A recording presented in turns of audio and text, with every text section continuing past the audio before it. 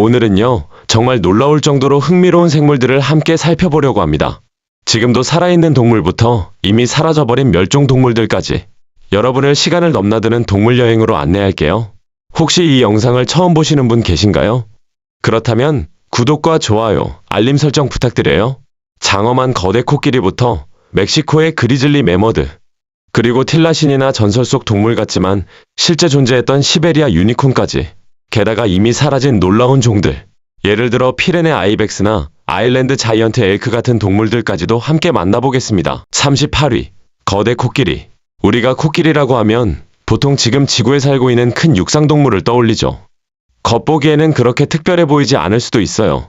그런데요, 예전의 코끼리들은 지금과는 완전히 다른 특징이 있었다는 사실 알고 계셨나요? 가장 유명한 이야기 중 하나가 바로 엄청나게 큰 귀를 가지고 있었다는 전설입니다. 당시 지역 사람들은 이 거대한 코끼리들이 어디선가 갑자기 나타나 기이한 행동을 한다고 믿었어요. 그래서 이 동물들이 인간의 말을 듣고 이해할 수 있는 어떤 신성한 존재라고 여겨지기도 했습니다. 하지만 안타깝게도 그 시대를 보여주는 사진은 단 한 장만 남아있어서 실제로 그런 전설이 사실이었는지는 지금으로서는 알 수 없습니다. 37위, 캐롤라이나 앵무새.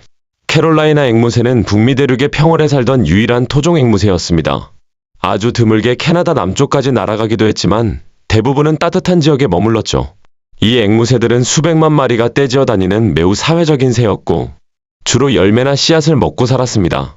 특히 코클버 씨앗을 좋아했는데요. 이 씨앗은 독성이 있어서 앵무새들의 몸에도 그 독성이 그대로 축적되었다고 합니다. 그래서 당시 기록에는 캐롤라이나 앵무새를 먹으면 독성이 있다는 이야기까지 남아있어요. 사실 이 종은 마지막 빙하기 이후부터 이미 개체수가 줄기 시작했는데 유럽인들이 북미 동부의 숲을 개간하면서 이 새들은 점점 플로리다 지역으로 몰리게 됩니다. 멸종 원인은 정확히 밝혀지지 않았어요. 다만 깃털을 얻기 위해 무분별하게 사냥하고 애완용으로 잡아가던 관행도 치명적이었죠. 1896년까지만 해도 꽤 많은 무리가 관찰됐지만 불과 몇 년 만에 개체수는 급격히 감소했습니다. 1904년에는 거의 흔적조차 찾기 어려운 수준이 됐고 결국 마지막 캐롤라이나 앵무새는 1918년 동물원에서 찍힌 사진 한 장을 남기고 죽었습니다. 36위, 콰가. 콰가는 얼핏 보면 얼룩말과 비슷하지만 사실은 남아프리카에 살던 얼룩말의 아종이었습니다. 특징은 몸의 앞부분만 줄무늬가 있고 뒷부분은 갈색과 흰색이 섞인 말 같은 무늬를 가지고 있었다는 점이에요. 배와 다리는 하얗고 전체적으로는 얼룩말과 말의 중간쯤 되는 독특한 모습을 하고 있었죠. 이 콰가는 남아프리카의 초원과 관목지대에서 살았는데 당시 네덜란드와 영국의 식민 개척자들이 이 동물이 흔하다고 착각해 무분별하게 사냥을 했습니다. 사실은 그렇게 많은 개체수가 아니었는데도 말이죠. 결국 마지막 콰가는 1883년 암스테르담 동물원에서 죽었습니다. 당시 동물원은 이 동물이 멸종위기라는 사실을 전혀 몰랐고 단순히 비슷한 종 하나 더 가져오면 되겠지라고 생각했을 정도였어요. 하지만 야생의 마지막 콰가는 이미 그보다 5년 전에 사라진 상태였습니다.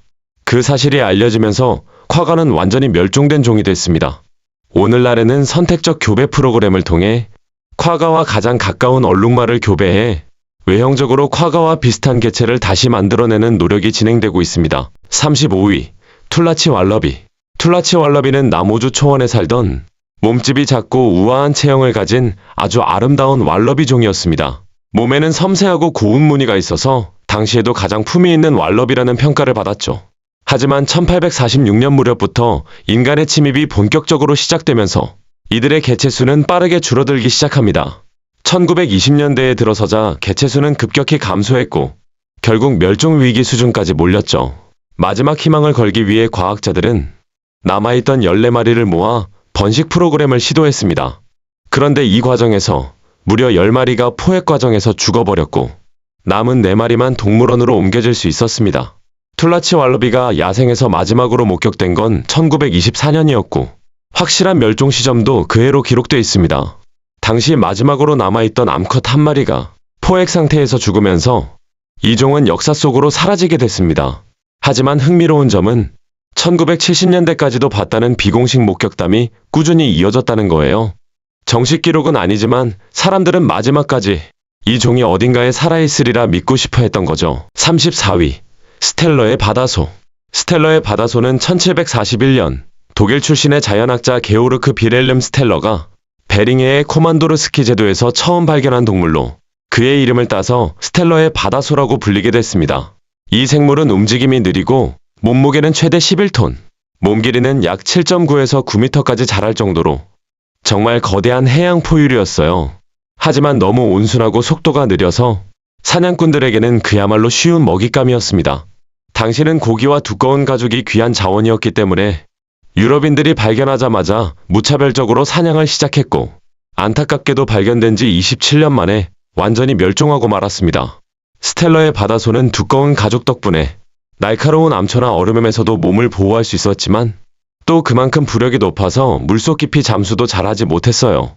이 때문에 해안 근처에 떠 있는 상태에서 사냥꾼들에게 쉽게 잡히곤 했죠. 작은 머리에는 넓은 윗입술이 달려 있었고 몸에는 거칠고 빽빽한 흰 털이 듬성듬성 나 있었습니다. 2020년에는 보존된 뼈에서 DNA를 추출해 게놈 분석도 성공적으로 완료되었는데 이를 통해 이 종에 대한 과학적 이해가 더 깊어졌습니다. 33위 모아. 모아는 뉴질랜드에 살던 거대한 날지 못하는 새로 당시 그 지역에서 가장 큰 육상동물이었습니다. 이들은 뉴질랜드의 생태계에서 초식동물의 자리를 완전히 차지하고 있던 지배자였죠. 하지만 모아는 인간이 도착한 뒤 빠르게 사라졌습니다. 뉴질랜드에 도착한 마오리족이 정착한 뒤 약 100년 정도 만에 모아는 완전히 멸종된 것으로 알려져 있습니다. 최근 하버드 대학교 연구진이 박물관에 보관되어 있던 모아 발가락 뼈에서 DNA를 추출해 거의 완전한 형태의 모아 게놈을 해독하는 데 성공했습니다. 물론 아직 빈 부분도 남아있지만 과학자들은 이 연구를 모아 복원 가능성의 첫걸음으로 보고 있어요. 이처럼 유전자 복원 기술이 발전하면서 미래에는 모아가 다시 자연 속으로 돌아올 수 있을지도 모른다는 기대가 커지고 있습니다. 32위 아일랜드 거대 사슴. 아일랜드 거대 사슴 또는 메갈로케로스 기간테우스는 지구 역사상 존재했던 가장 큰 사슴입니다. 어깨 높이가 약 2.5m, 대게 너비가 무려 3.6m까지 펼쳐졌고 그 무게만도 40kg에 달했어요. 그래서 자연 속에서는 그야말로 압도적인 존재감을 자랑했습니다. 이 거대한 사슴은 아일랜드에서 시베리아까지 광범위한 유럽 대륙의 풍경을 장식하던 동물이었죠. 현재까지 확인된 가장 최근의 화석은 약 7,700년 전 러시아 서부 지역에서 발견된 것이며 대체로 이 종은 약 1만 1천년 전에 멸종한 것으로 추정됩니다. 멸종 이유는 여러 가지가 겹친 것으로 보입니다.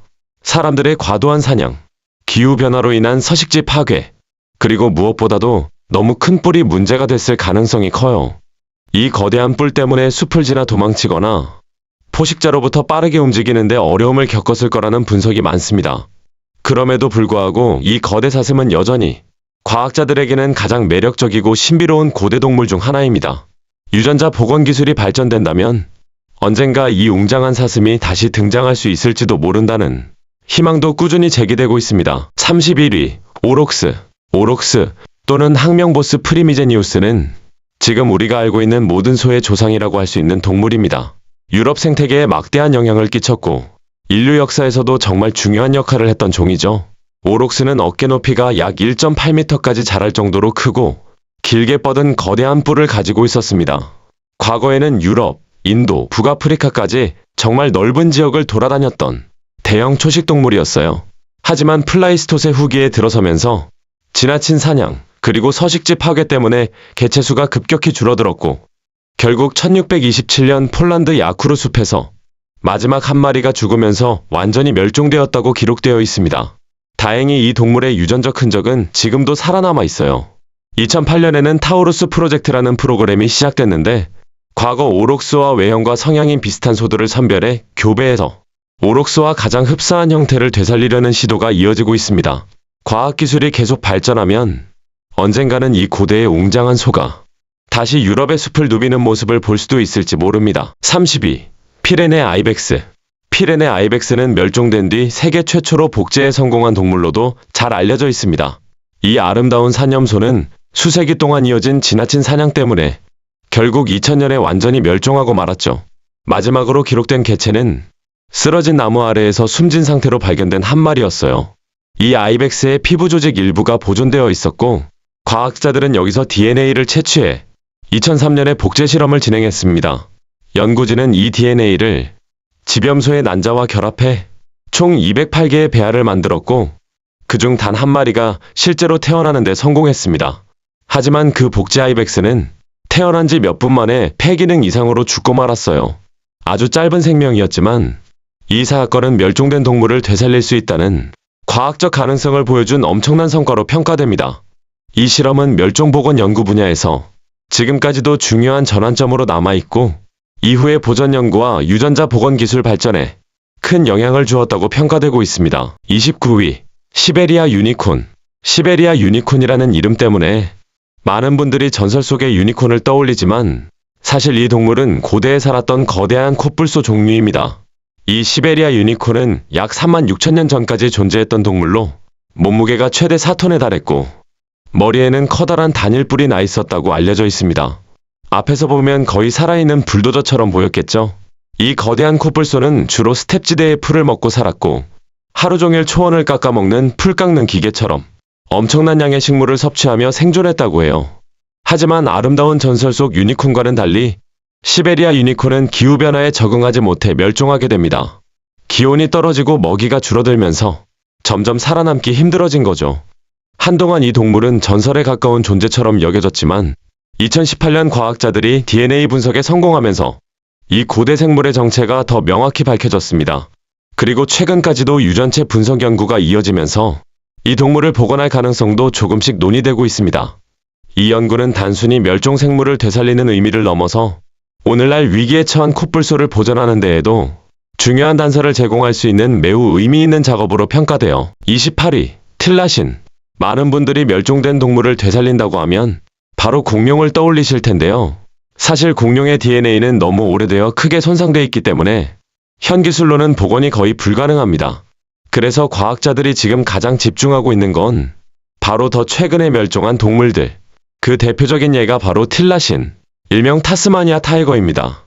틸라신은 호주, 뉴기니, 그리고 타스마니아 섬에 살던 육식성 유대류였어요. 주로 캥거루, 작은 유대류, 새 같은 동물을 사냥하며 살았죠. 몸에는 호랑이처럼 줄무늬가 있어서 사람들은 이 동물을 타스마니아 타이거라고 불렀습니다. 하지만 이 종은 1930년대 인간의 활동 때문에 빠르게 줄어들었고 결국 완전히 사라졌습니다. 가축을 잡아먹는다고 오해를 받아 무분별하게 사냥되기도 했고 서식지 파괴도 큰 요인이었죠. 그런데 지금 약 1,500만 달러 규모의 복원 프로젝트가 진행 중입니다. 과학자들은 당시 어미주머니에서 발견된 새끼 틸라신 표본에서 보존된 DNA를 가져와 유전체를 해독하는 작업을 하고 있어요. 이 프로젝트가 성공하면 틸라신은 다시 자연 속으로 돌아올 수도 있게 됩니다. 단순히 동물을 되살리는 걸 넘어 인간의 활동이 초래한 멸종을 되돌리는 상징적인 의미도 크기 때문에 세계적으로 큰 관심이 모이고 있습니다. 27위 털매머드. 털매머드는 빙하기를 대표하는 가장 거대한 동물 중 하나였습니다. 아시아, 유럽, 북아메리카의 얼어붙은 툰드라 지대를 누비며 살아갔고 혹독한 환경에서도 버틸 수 있을 만큼 놀랍도록 강인한 생물이었죠. 몸무게는 최대 6톤, 길게 휘어진 나선형 상아, 그리고 두꺼운 털가죽까지 이 모든 것이 혹독한 추위를 견디기 위해 진화한 특징이었습니다. 대부분의 털매머드는 빙하기가 끝나면서 사라졌지만 일부 개체들은 시베리아 북쪽의 렌겔 섬에서 불과 약 4,000년 전까지 살아남았다는 사실도 확인됐습니다. 인류 문명 이미 존재하던 시기까지 함께 있었다는 뜻이죠. 그리고 지금 이 털매머드는 다시 세상으로 돌아올 가능성이 있는 가장 유명한 멸종복원 후보이기도 합니다. 생명공학 기업인 콜로설 바이오사이언스가 코끼리의 유전체에 매머드 DNA를 결합하는 방식으로 매머드 하이브리드를 만들어 인공자공에서 탄생시키는 연구를 진행 중입니다. 아직 완전한 게놈은 완벽히 해독된 상태가 아니지만 과학자들은 그 격차를 점점 좁혀가고 있어요. 이 프로젝트가 성공하면 수천 년 전 멸종했던 털매머드가 실제로 다시 지구 위를 걸어다닐 날이 올 수도 있습니다. 26위 검치호. 검치호, 흔히 스마일던이라고 불리는 이 고대 맹수는 한때 북아메리카와 남아메리카를 지배하던 최강의 포식자였습니다. 특히 길고 구부러진 거대한 송곳니는 그 자체만으로도 압도적인 위력을 보여줬죠. 하지만 이 무시무시한 외모와 달리 검치호는 우리가 알고 있는 현대의 호랑이와는 전혀 다른 종류의 동물입니다. 실제로는 호랑이보다 구름표범과 더 가깝게 관련되어 있다고 해요. 두 동물은 해부학적 특징, 특히 두개골 구조가 비슷하다는 점이 밝혀져 있습니다. 검치호는 약 1만 년 전 기후변화와 먹잇감 감소가 겹치면서 멸종하게 되었습니다. 당시 환경변화가 급격하게 일어나자 이 거대한 포식자도 더 이상 생존할 수 없었던 겁니다. 검치호의 많은 화석은 미국 LA에 있는 라브레아 타르피트에서 발견됐습니다. 거대한 포식자들이 먹이를 쫓다 빠져나오지 못하고 그대로 화석으로 남은 거죠. 그런데 요즘 최첨단 유전공학 기술 덕분에 과학자들이 이 고대 포식자의 DNA를 분석하며 검치호 복원 가능성도 진지하게 연구하고 있습니다. 아직은 많은 연구가 필요하지만 멸종된 이 상징적인 맹수가 언젠가 다시 지구의 모습을 드러낼 가능성이 조금씩 이야기되고 있습니다. 25위, 악어. 악어는 자연계에서 손꼽히는 최상위 포식자입니다. 돼지, 멧돼지, 물소, 심지어 다른 포식자들까지 눈에 띄는 건 거의 무엇이든 사냥할 수 있죠. 그런데 흥미로운 사실이 있습니다. 악어들은 같은 악어끼리 잡아먹는 행동, 일종의 식인 행동을 할 때가 있다는 거예요. 대부분은 어린 악어가 희생되는 경우가 많습니다. 먹이 경쟁이 심할 때 혹은 영역을 침범했을 때 이런 일이 발생하곤 합니다. 하지만 아이러니하게도 악어는 파충류 중에서도 가장 헌신적인 부모로 알려져 있습니다. 특히 암컷 악어는 자신의 알이나 새끼를 입에 물고 옮겨다니면서 보호하는데 그 입안에 있는 동안에도 새끼를 다치게 하지 않습니다. 거대한 턱을 가지고 있으면서도 아이들 앞에서는 놀라울 정도로 신중하고 다정한 행동을 보이는 거죠. 이처럼 악어는 잔혹한 포식자와 다정한 부모라는 상반된 두 가지 면모를 동시에 가진 상당히 복잡한 동물이라고 할 수 있습니다. 24위, 돌고래. 돌고래는 지구에서 가장 지능이 높은 동물 중 하나로 잘 알려져 있죠. 똑똑하고 친근한 이미지 때문에 많은 사람들이 사랑하지만 사실 돌고래에게도 잘 알려지지 않은 어두운 면이 존재합니다. 특히 수컷 돌고래 사이에서는 상당히 충격적인 행동이 관찰되기도 하는데요. 수컷 돌고래들은 어미 돌고래가 새끼를 돌보는 동안 짝짓기를 할 수 없다는 이유로 새끼 돌고래를 공격해 죽이기도 합니다. 어미가 새끼를 잃어버리면 곧바로 다시 짝짓기 할 수 있는 상태가 되기 때문에 수컷에게 유리한 전략으로 작동하는 거죠. 이 새끼 돌고래는 아빠일 수도 있고 혹은 완전히 다른 수컷일 수도 있습니다. 중요한 건 수컷 돌고래가 어미의 관심을 되찾기 위해 새끼를 제거하려 한다는 점이에요. 이런 행동은 인간의 시각에서는 잔혹하게 느껴지지만 자연에서는 번식 성공을 위한 전략으로 설명됩니다. 그리고 놀라운 사실 하나. 새끼 돌고래는 갓 태어나도 어느 정도 스스로 생존이 가능하지만 이러한 수컷의 공격은 막기 어려워서 생애 초기 큰 위험으로 작용합니다. 돌고래가 지능적이면서도 한편으로는 자연의 냉혹한 법칙 안에서 살아가는 복잡한 동물이라는 점을 보여주는 사례라고 할 수 있죠. 23위, 야토끼. 야토끼는 겉보기에는 매우 순하고 약해 보이지만 사실 어미 토끼의 양육 방식은 우리가 생각하는 것과 꽤 다릅니다. 먼저 많은 사람들이 오해하는 부분이 있어요. 야토끼 어미가 새끼를 자주 돌보지 않는 것처럼 보인다는 점입니다. 그렇다고 해서 이 동물들이 나쁜 엄마라는 뜻은 아닙니다. 야토끼의 모유는 우유보다 6배나 더 영양이 풍부해서 새끼는 하루에 한두 번만 먹어도 충분히 버틸 수 있습니다. 그래서 어미는 젖을 먹일 때만 잠시 들러 새끼를 챙기고 그 외 시간에는 대부분 새끼들을 혼자 두고 멀리 떨어져 있어요. 이 행동에는 분명한 이유가 있습니다. 어미가 굴 근처에 오래 머물면 포식자들이 새끼들의 위치를 알아차릴 위험이 커지기 때문이죠.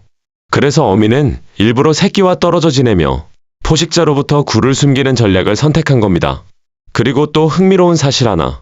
만약 근처에 다른 어미 토끼가 있다면 그 어미가 대신 새끼를 챙겨주려는 대리 양육도 종종 일어난다고 해요. 야토끼는 보기보다 훨씬 영리한 동물입니다. 새끼를 위험에서 지키기 위해 자주 돌보지 않는 방식을 선택하는 독특하지만 효과적인 생존 전략을 가지고 있는 거죠. 22위, 해마. 해마는 동물 중에서도 가장 독특한 번식 방식을 가진 생물로 유명합니다. 대부분의 동물은 암컷이 임신하지만 해마는 그 반대예요. 수컷이 임신하고 출산하는 유일한 동물입니다. 과정은 이렇게 이루어집니다. 암컷이 알을 만든 뒤 수컷의 뱃부분에 있는 육아주머니 속에 그 알들을 집어넣습니다. 그러면 수컷이 그 안에서 알을 수정하고 마치 태반처럼 영양 공급까지 해주며 알을 보호하죠. 출산 시기가 되면 수컷 해마는 몸을 강하게 수축시키며 100마리에서 많게는 200마리까지 길이가 1cm도 되지 않는 작은 새끼들을 한꺼번에 뱉어내듯이 낳습니다. 또 놀라운 건 이 새끼 해마들은 태어나자마자 완전히 독립적으로 살아갈 수 있다는 점입니다. 부모의 돌봄 없이도 스스로 생존해야 하는 거죠. 해마의 이러한 독특한 생태는 자연계에서 매우 드문 예로 많은 과학자들에게 흥미로운 연구 대상이 되고 있습니다. 21위. 크리스마스 섬 붉은개. 크리스마스 섬 붉은개의 대규모 이동은 자연에서 볼 수 있는 장관 중에서도 정말 손꼽히는 놀라운 생태 현상입니다. 이 이동은 매년 10월에서 1월 사이 호주의 크리스마스 섬에서 일어나는데요. 숲속 깊은 곳에 살던 붉은 개들이 산란을 위해 바다로 이동하는 과정입니다. 성체 수만 해도 1억 2천만 마리 이상이 섬 전체를 뒤덮을 정도로 많아서 도로, 마을, 해안 곳곳이 붉은 물결처럼 보일 정도예요. 먼저 수컷이 해안가에 도착해 자리를 잡고 그 뒤를 이어 암컷개들이 이동합니다. 암컷 한 마리는 한 번에 10만 개 이상의 알을 품을 수 있어요. 하지만 이 장어만 이동해도 자연의 냉혹함은 존재합니다. 갓 부화한 새끼개들은 긴 여정을 마치고 육지로 돌아오지만 이 과정에서 체력이 거의 바닥납니다. 너무 지쳐 움직이지 못하는 경우도 많죠. 게다가 성체개들은 상황에 따라 지친 새끼개들을 잡아먹기도 합니다. 힘을 보충하기 위한 본능적 행동인데 인간의 시각으로 보면 다소 잔혹하게 느껴지기도 합니다. 하지만 이런 방식 역시 크리스마스 섬 붉은개가 수천 년 동안 이어온 자연의 생존 전략 중 하나입니다. 22. 흑곰. 흑곰은 보통 한 번에 2마리 이상의 새끼를 낳고 약 1년 반 정도 어미와 함께 지내며 보호를 받습니다. 그래서 흔히 자식에게 헌신하는 동물이라고 알려져 있죠. 그런데 놀라운 사실이 하나 있습니다. 흑곰은 어떤 경우에는 자기 새끼 한 마리만 낳았을 때 그 새끼를 버리기도 한다는 거예요. 이는 어미가 나쁜 의도를 가진 것이 아니라 자연의 생존 전략 때문입니다. 흑곰 어미는 한 마리보다 여러 마리가 더 성공적인 번식을 보장한다고 판단할 때가 있어요. 즉, 한 마리를 키우느니 다음 해에 더 많은 새끼를 낳는 게 낫다고 생각하면 그 새끼를 돌보지 않고 포기하는 쪽을 선택하기도 합니다. 이런 행동은 인간 기준에서는 잔인하게 보일 수 있지만 야생에서는 어미곰에게 남은 에너지와 자원을 최대한 효율적으로 쓰기 위한 전략으로 이해됩니다.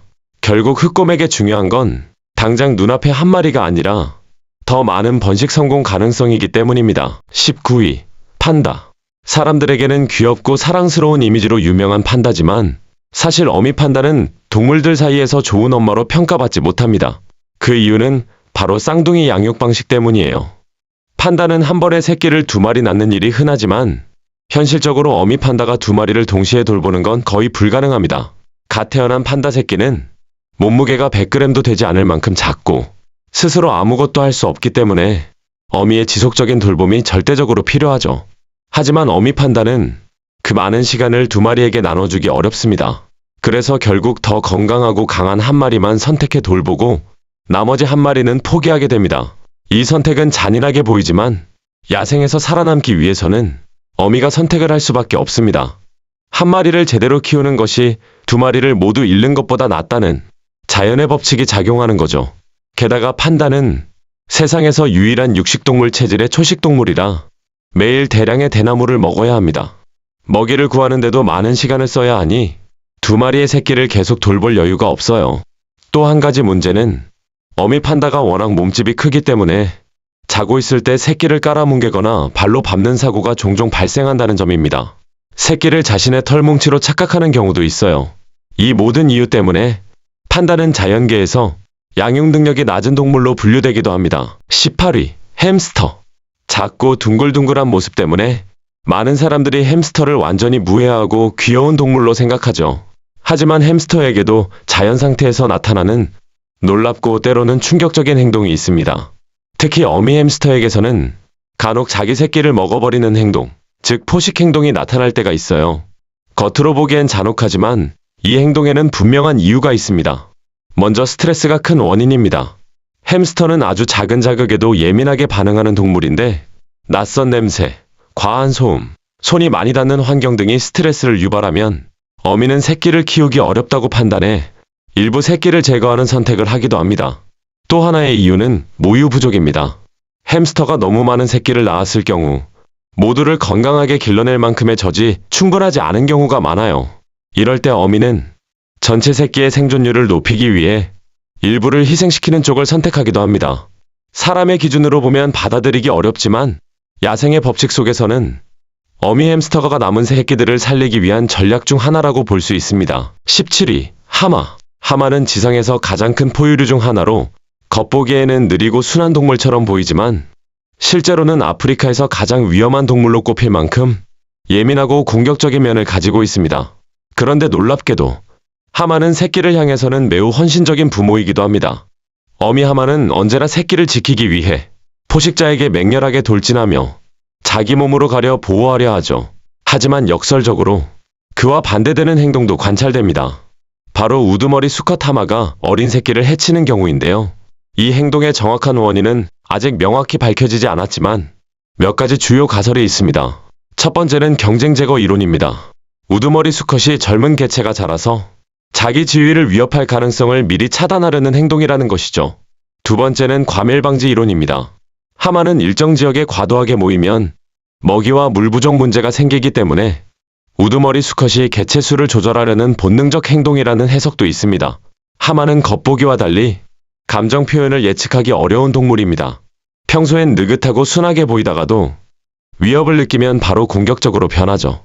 그럼에도 불구하고 새끼를 지키는 어미 하마의 용기와 본능은 많은 야생학자들에게 자연 속 모성애의 상징으로 자리 잡고 있습니다. 16위. 사자. 사자는 고양이과 동물 중에서 유일하게 무리 생활을 하는 사회적 포식자입니다. 대부분의 고양이과는 단독 생활을 하지만 사자는 프라이드라는 집단을 이루어 함께 살죠. 보통 사자 무리는 암컷들이 새끼를 돌보며 사냥까지 맡는 경우가 많고 수컷은 바깥에서 무리를 지키며 침입자를 막아내는 역할을 합니다.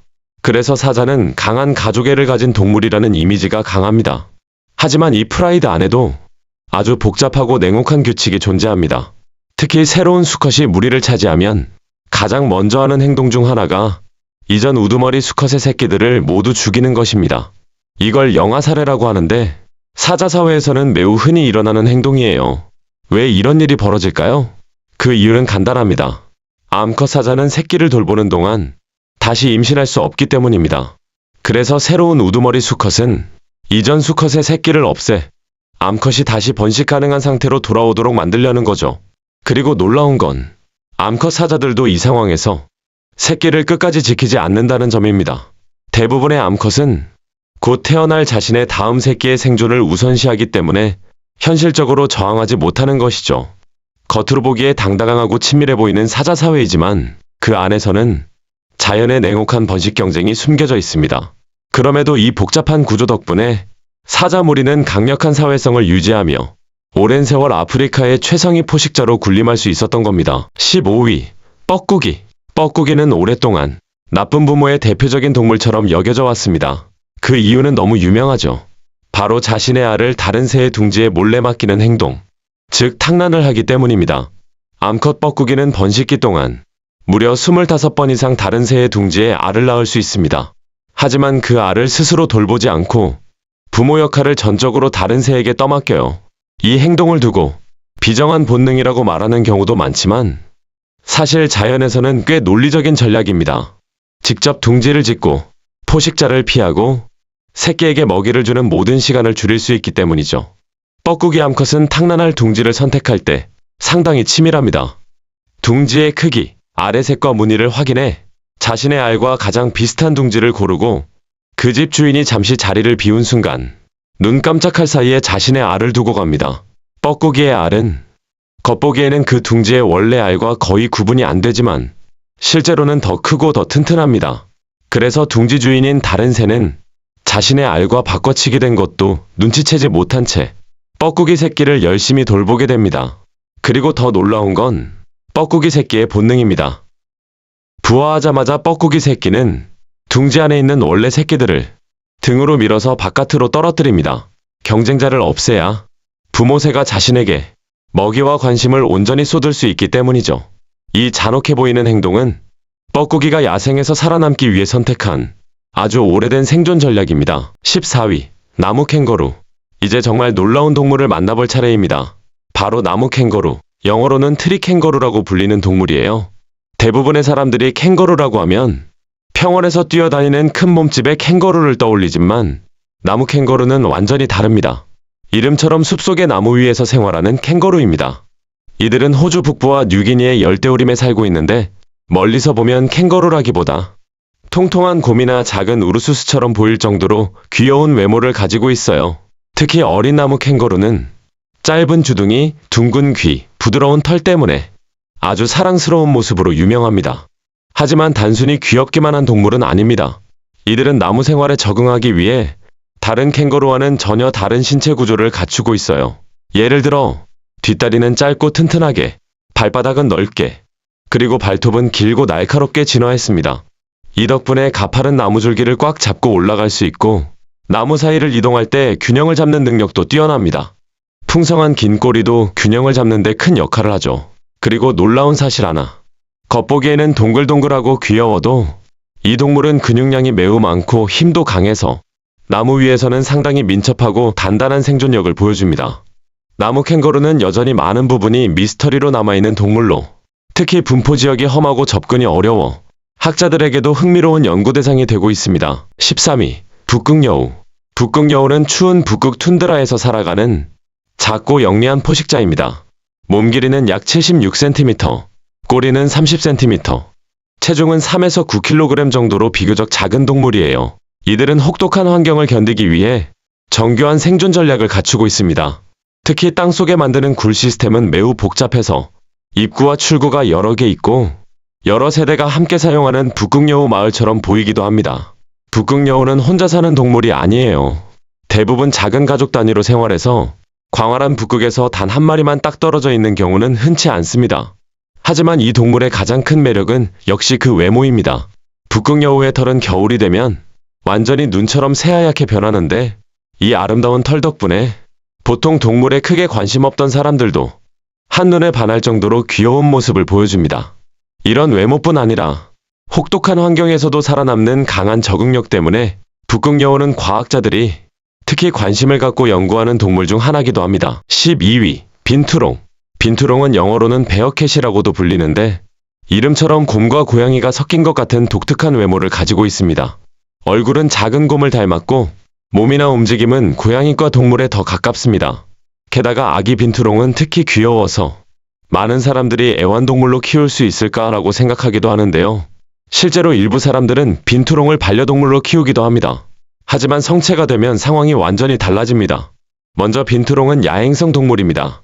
대부분의 시간을 나무 위에서 보내며 천천히 조용히 움직이는 습성이 있어요. 이들은 긴 반원형 꼬리를 가지고 있어서 나무가지를 붙잡고 몸의 균형을 유지하거나 아예 그 꼬리로 가지에 매달리기도 합니다. 먹이는 매우 다양합니다. 작은 포유류, 새, 물고기, 지렁이, 곤충을 잡아먹기도 하고 과일도 즐겨 먹는 잡식성 동물이에요. 하지만 귀여운 어린 개체와 달리 성체 빈투롱은 크기가 약 80cm에서 1m 이상까지 자라고 성격도 꽤 까칠할 수 있습니다. 울음소리도 다양해서 삑삑거리는 소리, 으르렁거림, 고양이 같은 울음까지 여러 소리를 내죠. 그리고 아주 유명한 특징이 하나 있습니다. 바로 빈투롱에게서는 팝콘 냄새가 난다는 사실입니다. 몸에서 나는 자연적인 향인데 많은 연구자들도 정말 팝콘 냄새와 똑같다고 표현할 만큼 독특해요.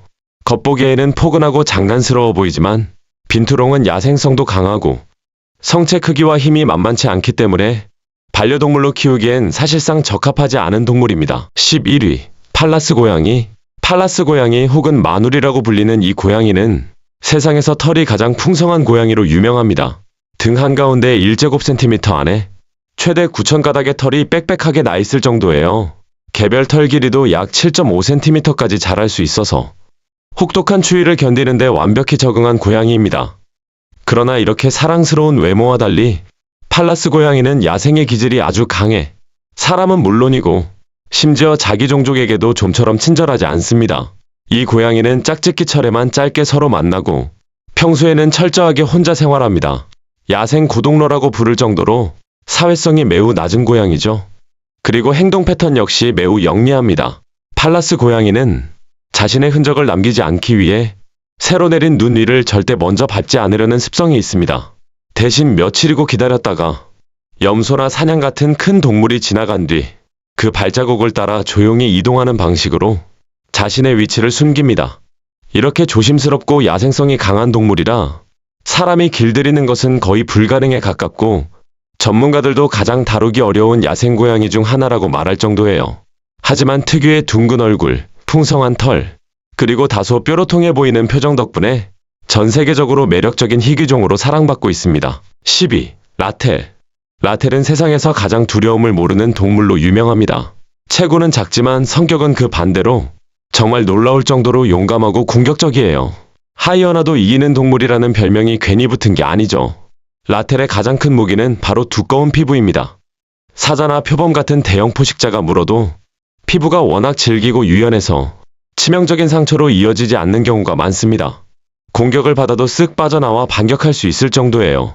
게다가 라텔은 스컹크처럼 악취를 풍겨 적을 위협하는 능력도 가지고 있습니다. 몸에서 나는 이 지독한 냄새는 적들이 접근하지 못하게 만들 만큼 강력하죠. 밤이 되면 라텔은 더욱 대담해집니다. 먹이를 찾기 위해 거침없이 돌아다니고 필요하다면 사냥감보다 훨씬 큰 상대에게도 덤비는 모습을 보입니다. 흥미로운 사실 하나. 라텔은 꿀가이드 새와 공생관계가 있습니다. 꿀가이드 새는 나무 속 벌집을 라텔에게 알려주고 라텔이 벌집을 부수고 꿀을 먹고 난 뒤 남은 벌집을 새가 먹는 방식이죠. 두 동물 모두 이득을 보는 관계입니다. 물론 벌들에게는 재앙이죠.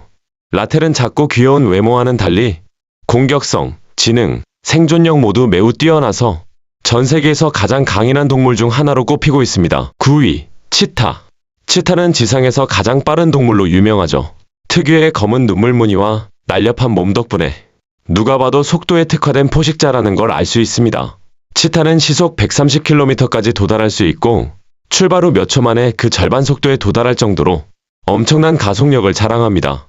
이 능력 덕분에 치타는 자신과 새끼들의 생존을 위해 다른 어떤 포식자보다 빠르게 사냥할 수 있었죠. 하지만 이렇게 강력해 보이는 치타도 놀랍게도 새끼 시절은 매우 취약합니다. 치타 새끼들은 몸집이 작고 발톱도 약하고 송곳니도 제대로 발달해 있지 않아서 스스로를 지킬 능력이 거의 없습니다. 그래서 하이에나, 사자, 독수리 등 여러 포식자들에게 노출되기 쉽고 실제로 많은 새끼들이 성체로 자라기 전에 목숨을 잃습니다. 흥미로운 점은 치타에게는 어미와 새끼는 공격하지 않는다 라는 일종의 암묵적 규칙이 있다는 사실입니다. 서로 경쟁하지 않는 한 다른 치타의 어미나 새끼를 공격하지 않는 경향이 있어요. 심지어 약한 개체를 도와주는 행동도 관찰된 적이 있습니다. 하지만 이런 선한 규칙이 있어도 새끼 치타가 지닌 본질적인 약함과 야생의 치열한 경쟁 속에서 치타의 생존율은 여전히 낮은 편입니다.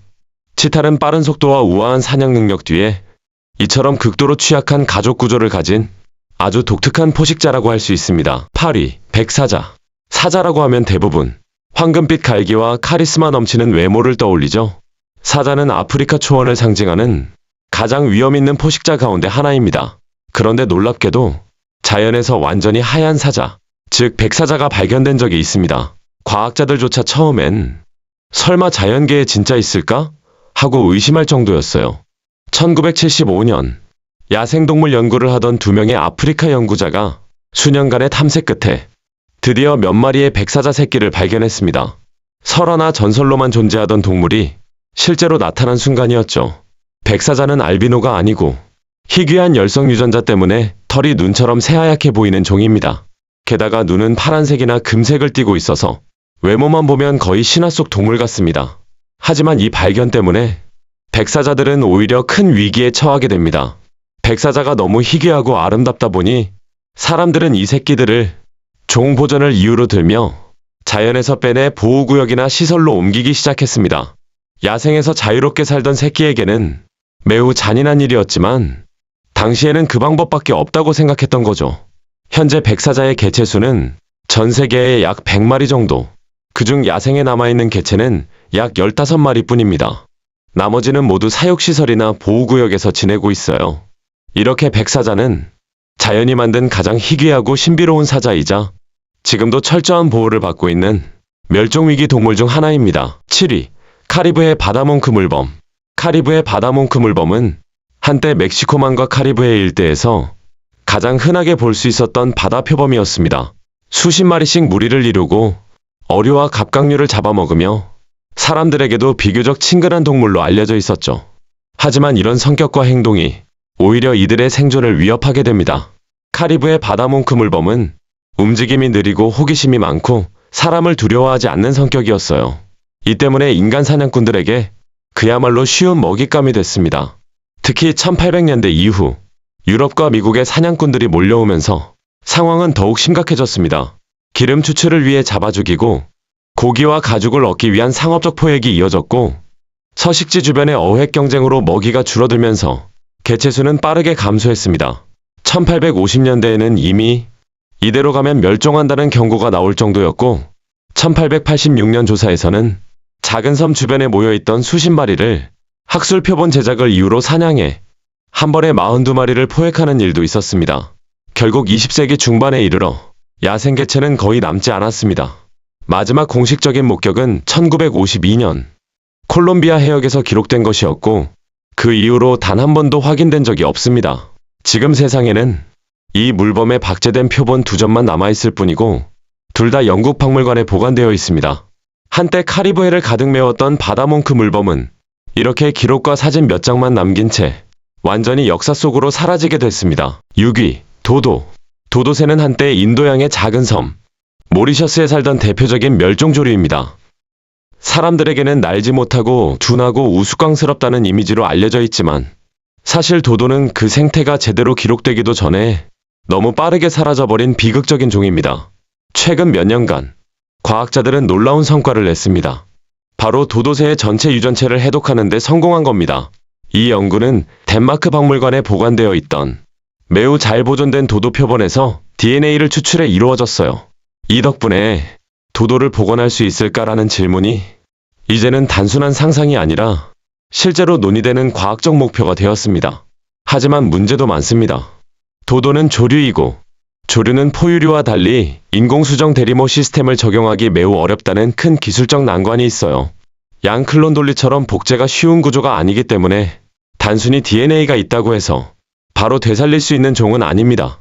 과학자들은 지금도 도도와 가장 가까운 현존 조류의 생식 체계를 이용해 도도 유전자를 가진 배아를 만들 수 있는지 검토 중이지만 아직은 해결해야 할 과제가 많습니다. 도도의 게놈 해독은 이론적 복원이 가능해졌다는 의미일 뿐 실제로 날지 못하는 도도를 다시 걸어다니게 하려면 아직 수많은 연구 개발이 필요한 상황입니다. 그럼에도 불구하고 도도가 멸종복원 논의의 중심에 서게 된 건 이 종이 가진 상징성 때문입니다. 인간의 무분별한 개발과 사냥 때문에 지구에서 너무 빨리 사라져버린 존재, 도도새는 지금도 인류가 되돌릴 수 있을까라는 중요한 질문을 던지고 있습니다. 5위, 스픽스 마코. 스픽스 마코 혹은 스픽스 아라라고 불리는 이 새는 브라질의 건조한 관목지대와 강가의 숲에서 살던 아주 희귀한 파란 앵무새였습니다. 특유의 푸른 깃털과 작은 체구 때문에 오랫동안 조류 애호가들의 사랑을 받아왔죠. 하지만 바로 그 아름다움 때문에 이 종은 비극적인 결말을 맞게 됩니다. 사람들은 이 희귀한 앵무새를 애완용으로 잡아가거나 현지에서는 식용으로 잡는 일도 있었습니다. 불법 포획과 밀거래가 워낙 심하다 보니 개체수는 빠르게 감소했죠. 여기에 더해 스픽스 마코의 서식지는 현지 농업 확장과 벌목으로 나무와 먹이가 거의 사라지는 상황에 처했습니다.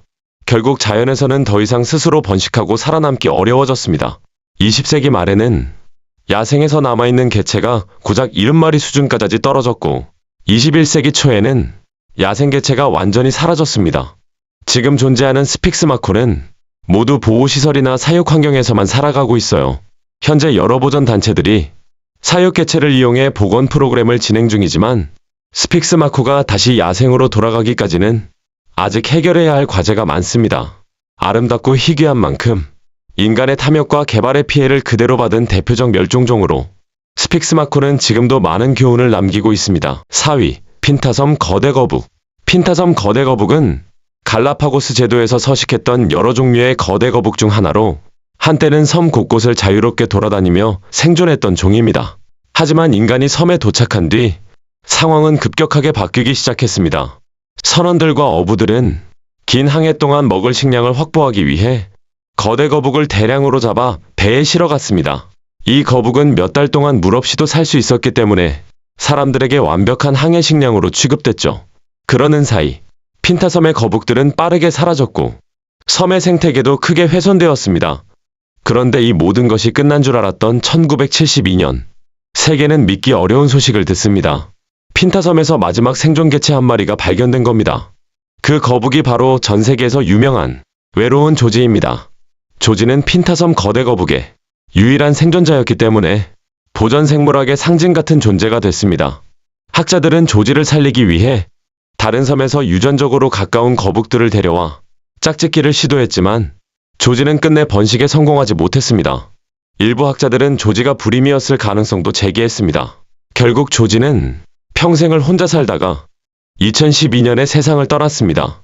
조지가 죽는 순간 핀타섬 거대 거북은 완전히 멸종된 종이 되었습니다. 지금 남아있는 것은 그의 유해, 기록, 그리고 너무 늦기 전에 보호해야 한다는 강렬한 교훈뿐입니다. 핀타섬 거대 거북은 매력이 넘치는 외모나 개성 때문에 기억되는 것이 아니라 인간의 개발과 무관심이 어떤 결과를 가져오는지 가장 극적으로 보여주는 사례로 남아있는 존재입니다. 3위, 블랙페이스 허니크리퍼. 블랙페이스 허니크리퍼는 하와이 마우이 섬의 열대우림에 살던 아주 작은 새입니다. 몸무게는 몇십 그램밖에 안 되고 몸 길이도 20cm가 채 되지 않는 작은 체구였어요. 겉모습만 보면 그다지 화려하지 않아서 처음 발견됐을 때도 딱히 인상적이지 않다는 평가를 받았습니다. 수컷은 등 쪽이 올리브빛 갈색, 배 쪽은 회색에 가까운 색을 띠고 있으며 얼굴 부분에 짙은 검정색 가면 같은 무늬가 있어 다른 허니크리퍼들과 구분되었습니다. 이 새는 외모가 화려하지도 않고 사람에게 크게 보이는 행동도 하지 않아서 처음엔 관심을 받지 못했지만 서식지 깊은 곳에서 조용히 살아가는 매우 독특한 섬새였습니다. 하지만 세 가지 치명적인 요인이 겹치면서 멸종의 길을 피하지 못했습니다. 첫 번째는 쥐의 유입입니다. 사람이 섬에 들어오면서 쥐가 함께 유입됐고 쥐들은 새의 알을 먹어치우며 개체 수를 빠르게 감소시켰습니다. 두 번째는 모기였습니다. 하와이에 없던 모기가 들어오면서 모기들이 옮기는 조류 말라리아가 퍼지기 시작했고 면역력이 없던 블랙페이스 허니크리퍼는 감염되면 대부분 살아남지 못했습니다. 세 번째는 서식지 파괴입니다. 벌목과 개발, 농경지 확장으로 원래 이 새가 살던 아름다운 열대우림이 조각조각 사라져갔습니다. 이 모든 것이 합쳐지면서 블랙페이스 허니크리퍼는 갑자기 급격하게 개체 수가 줄었습니다. 마지막 공식적인 관찰은 2004년. 그 이후로는 단 한 차례도 확인되지 않았습니다. 지금 남아있는 건 과거 촬영된 몇 장의 사진, 표본 몇 점, 그리고 학자들이 남긴 기록뿐입니다. 이 새는 외모는 소박했지만 멸종된 이유는 결코 소박하지 않았습니다. 하와이의 생태계가 얼마나 취약한지, 그리고 외래종이 어떤 파괴를 불러올 수 있는지 가장 극적으로 보여주는 사례입니다. 2위, 멕시코 그리즐리 베어. 멕시코 그리즐리 베어는 북아메리카 불곰의 한 아종으로 한때 멕시코 북부 전역을 누비던 매우 크고 위험 있는 곰이었습니다. 몸 길이는 약 2m, 몸무게는 300kg에 달했어요. 회색빛이 도는 은갈색 털 때문에 다른 불곰들과 쉽게 구분되던 종이었습니다. 외모나 생태는 우리가 흔히 아는 불곰과 비슷했지만 이 곰이 멸종하게 된 이유는 전형적인 인간과의 충돌이었습니다. 멕시코 지역의 농업이 크게 확장되면서 산림이 빠르게 사라졌고 곰이 살아갈 서식지는 점점 좁아졌습니다. 먹이도 부족해졌고 곰들은 결국 농가의 가축을 공격하기 시작했죠. 그 순간부터 멕시코 그리즐리 베어는 농부들에게 유해동물로 낙인 찍혔습니다. 사람들은 총으로, 덫으로, 도구로 곰들을 닥치는 대로 제거했고 심지어 정부 차원의 통제나 보호 조치도 거의 없었습니다. 결국 멕시코 그리즐리 베어는 20세기 중반이 되기도 전에 이미 대부분이 사라져버렸습니다. 마지막 공식 기록은 1960년대.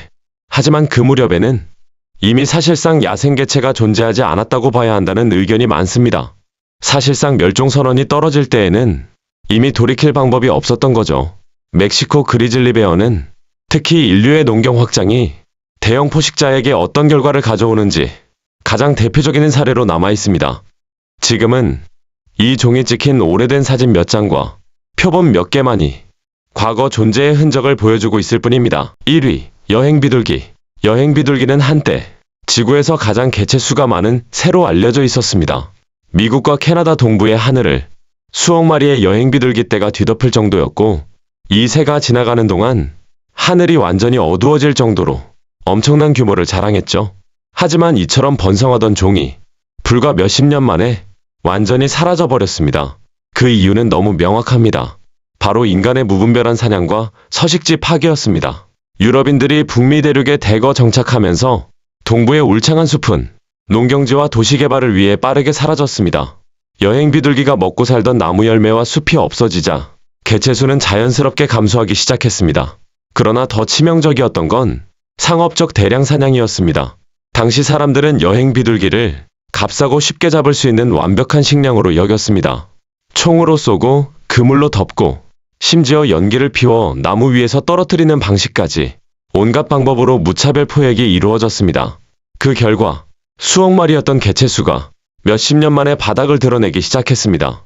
마지막 야생 개체는 1900년에 사살되었고 마지막 남은 여행 비둘기 마사는 1914년 미국 신시내티 동물원에서 인간의 손 안에서 생을 마쳤습니다. 마사의 죽음은 여행 비둘기의 완전한 멸종을 공식적으로 의미한 순간이었죠. 한때 하늘을 뒤덮던 새가 대형 도시의 환풍기처럼 사라진 것은 단지 그 많던 새가 어디 갔지? 수준의 일이 아닙니다. 여행 비둘기가 사라지면서 미국 동부의 생태계는 급격한 변화를 겪었고 이 종의 부재는 지금까지도 생태학자들의 연구 주제로 남아 있습니다. 여행 비둘기의 멸종은 단순한 자연사사 사건이 아니라 인간이 자연을 어떻게 파괴할 수 있는지 보여주는 가장 뼈아픈 사례 중 하나입니다.